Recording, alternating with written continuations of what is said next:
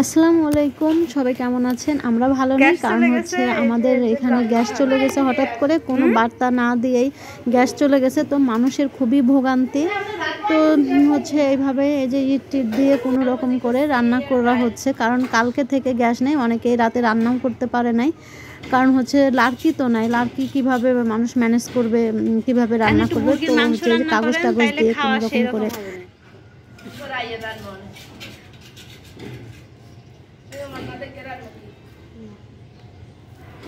মেহমান কে আসবে? ও না, আমার মুরগির মাংস রান্না করা আছে। আচ্ছা,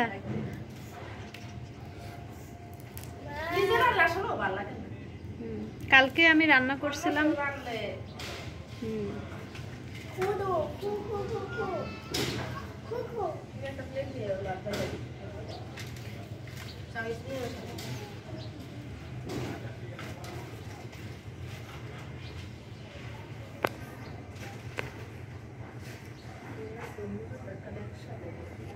মানুষের কত ভোগান্তি। এই যে দেখেন, এটা লার্কি এখান থেকে টুকায় টুকায় তারপর রান্না করতেছে।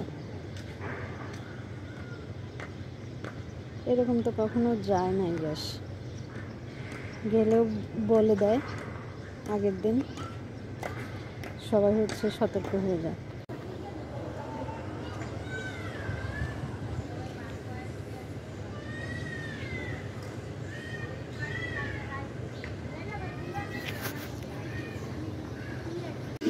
ঢাকাতে কোথায় কোথায় গ্যাস নেই, আমাদের নারায়ণগঞ্জে কিন্তু হচ্ছে গ্যাস নেই।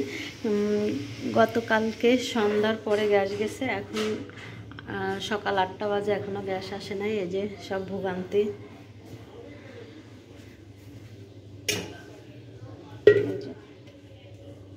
কোনো শব্দ নাই, এই যে গ্যাস নেই। আগে একটু একটু কোনো রকম আসতেছিল। এই যে দেখেন, এই যে ফুল চাবি দিয়ে কয়টা বাজবে ভাত হতে বলতে পারি না।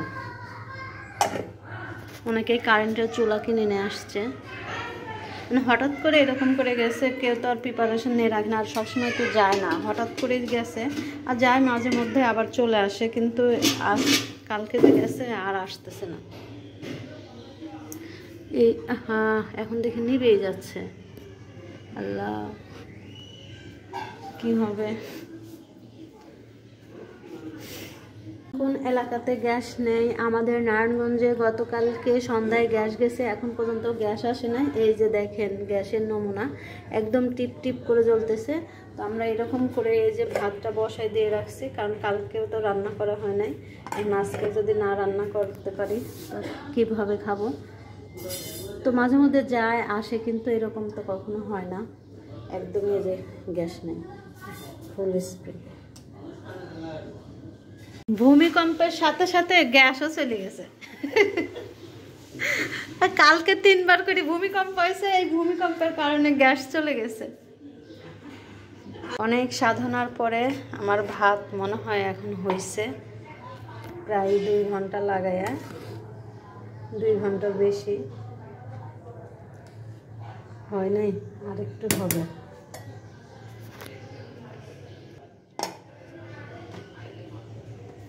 এই যে গ্যাস,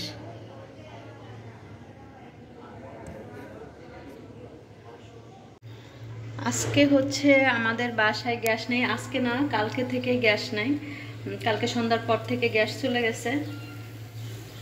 এখন দুপুর 12টা বাজে গেছে, এখনো গ্যাস আসে নাই। তো আমরা এখন কি রান্না করব? শর্টকাট, যে মানে একটু একটু, একদমই যায় না, একটু একটু আছে।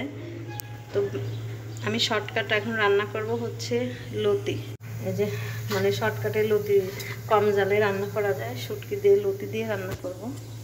যে গ্যাসটা একটু দেখায়, এ দেখেন, এই যে গ্যাস আছে কি নাই, একটু আছে। আর এখানে ভাগিনা রান্না করতেছে হচ্ছে এই যে মাছ। কতক্ষণ ধরে এই পেঁয়াজটা আমি লাল করবো, কখন আসবে গ্যাস? আজকে লাল করা লাগবে না, আজকে এভাবেই খাবো। এখানে একটু আদা বাটা, কাঁচামরিচ বাটা দিয়ে দিলাম।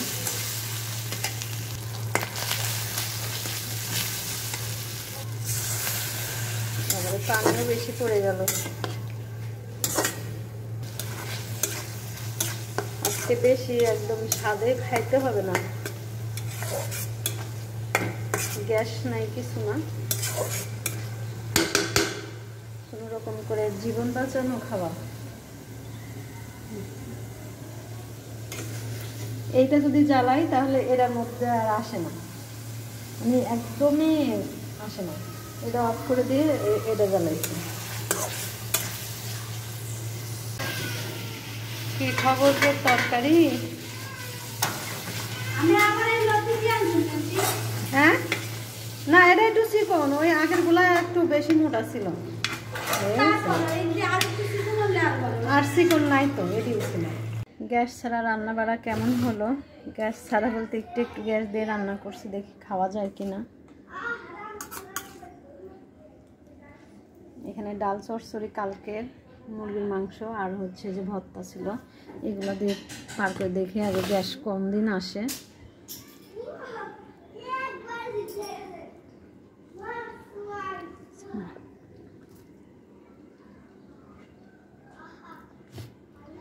জীবন বাঁচানো খাওয়ার মতো হয়েছে আর কি।